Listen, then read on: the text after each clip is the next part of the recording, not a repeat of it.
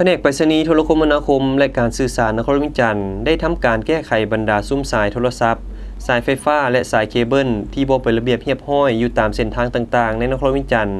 จำนวน12เส้นคือถนนสุภานุวงศ์เศรษฐาธิราช3แสนไทยอาเซียนถนนไกรสอนพรหมวิหารและเส้นทางอื่นๆซึ่งจะให้สำเร็จทั้งหมดในเดือนสิงหานี้เพื่อเกี่ยมความพร้อมให้แก่การเป็นเจ้าภาพของประชุมอาเซียนและงานแข่งขันกีฬามหาวิทยาลัยอาเซียนอยู่ในนครวิจารณ์ในมม.นี้คือดังพวกเราเห็นในระยะที่ผ่านมาในบรรดาซุ้มสายต่างๆแม่นบ่มีความเป็นระเบียบเรียบร้อยเนาะมันย้อนยานตับเสพตับซาบเนาะแล้วก็เป็นคือด่างมุ่งต่างๆแต่ว่าคือบรรดาสหายจะสังเกตเห็นว่าไอ้น้องเขาเจ้ากำลังแก้ไขนี่เขาเจ้าได้ฮัดเนาะจากมันเป็นด่างก็ฮัดขึ้นให้มันเป็นแล้วเดียวกันเนาะให้มันเป็นสายอันเดียวกันเนาะบ่ให้มันเป็น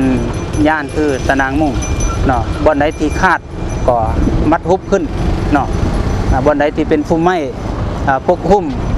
ที่บ่สวยงามก็ให้ตัดออกเนาะบรรดาพุ่มไม้ต่างๆนั้นเพื่อเฮ็ดให้บรรดาซุ้มสายต่างๆนั้นมีความเป็นระเบียบเรียบร้อยพร้อมกันนั้นก็จัดสรรความเป็นระเบียบเรียบร้อยอยู่ตามสายทางที่มันมีสายข้ามทางเนาะมันเฮาต้องได้มีป้ายเตือนเนาะระยะความสูง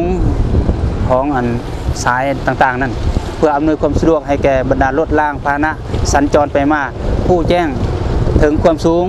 เนาะคือดังพวกเขาเห็นผ่านมาเลยมันเห็นรถที่